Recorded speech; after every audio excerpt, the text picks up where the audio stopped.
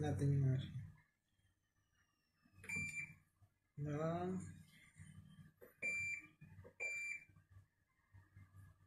start washing namin na automatic po yan.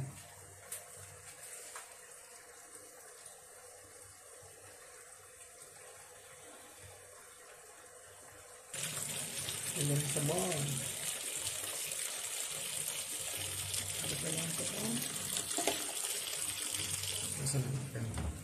Try natin ng 10.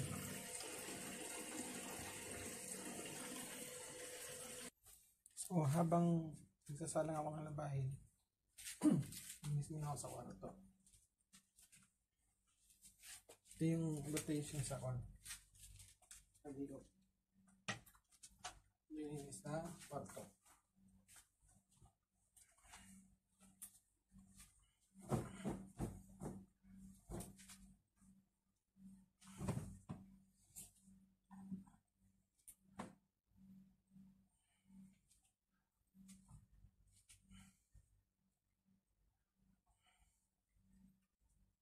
Habang nagsasalang ng labahin, linis muna yung kwarto.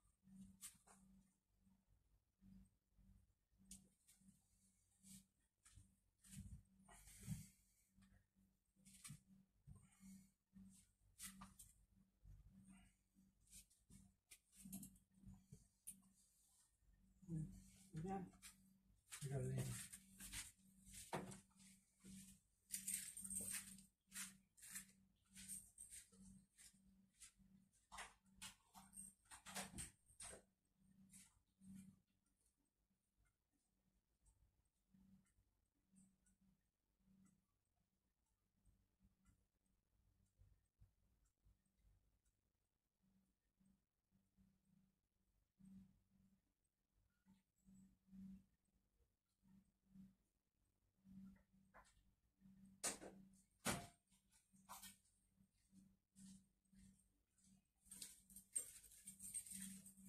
Tapos, magtutupi tayo ng sinampay. Ganun yung rotation ng pag nag-day off dito sa abroad. Maglalaba, maglilinis, magtutupi. Parang wala ka ding off. Kasi magtrabaho ka din. Hindi ka makakapahinga ka lang konting oras kasi hindi mo din maglaba, maglinis kasi hindi naman pwedeng lagi yung misis mo yung maglilinis. Kailangan mo din tulungan.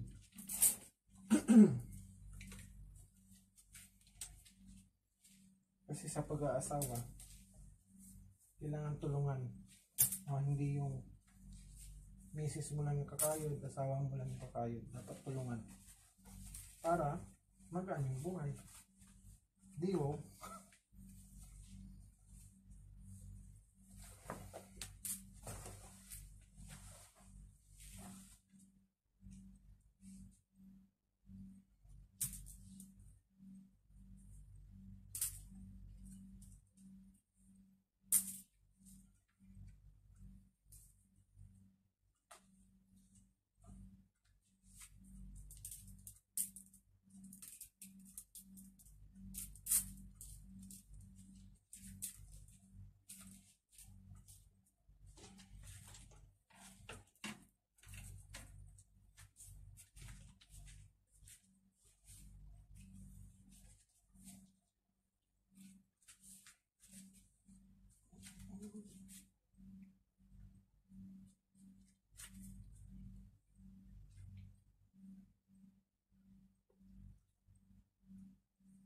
Cut muna natin kasi mahaba-haba yun.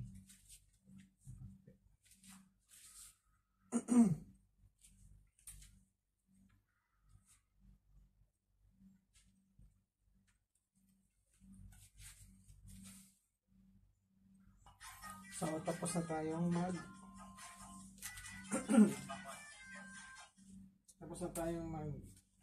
salang labahin, maglinis ng kwarto, magtupi. So yung sunod natin gagawin is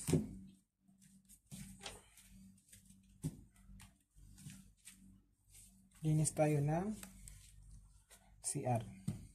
Linis muna tayo ng CR. Tapos ang linis ng CR, maya aawin natin yung babae natin.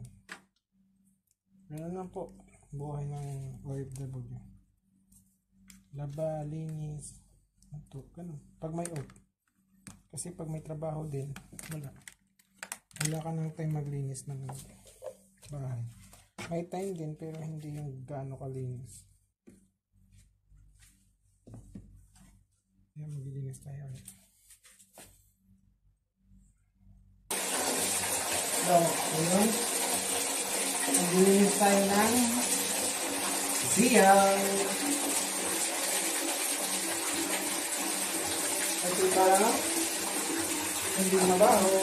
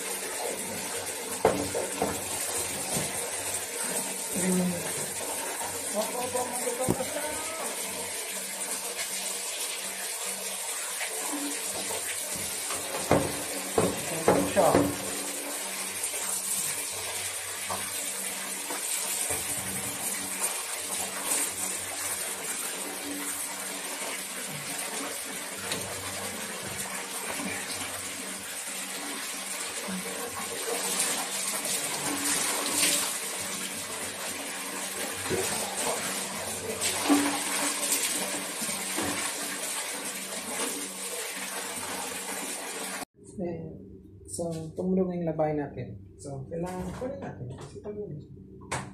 Tapos na tayo maglabay.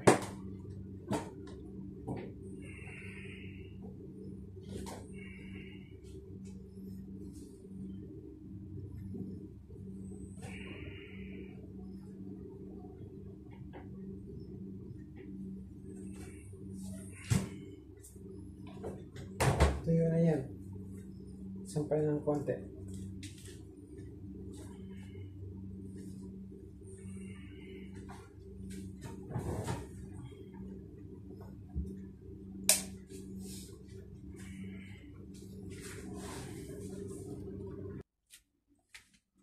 Sampay muna tayo.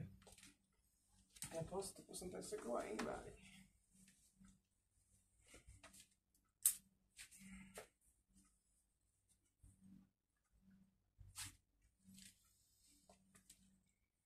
So, finish na tayo lahat-lahat. Sampay lang natin to.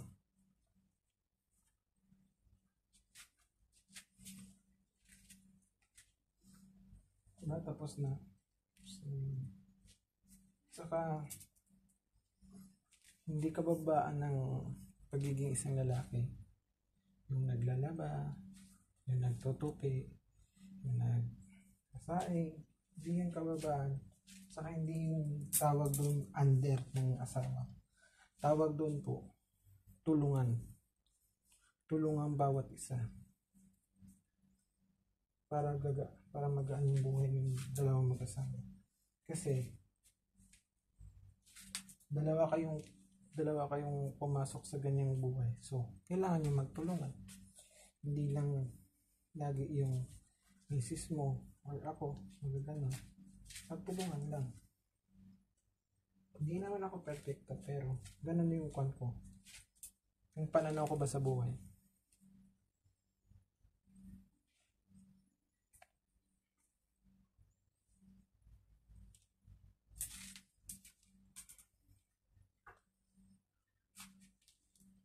Kasi bawi na lang tayo sa ganyang ugali. Kahit pangit tayo, bawi na lang tayo sa ganito. Kasi hindi naman tayo binayaan ng Diyos ng kagwapuan eh. Kaya bawi na lang tayo sa ganito.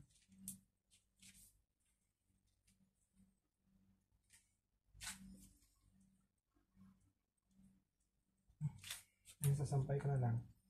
So hanggang dito na lang po yung vlog ko. Maraming salamat sa panonood. huwag kalimutang i-subscribe ako at i-like at i-share. Thank you sa lahat ng naging pumupunta sa premiere ko. Maraming salamat. Bye-bye. God bless.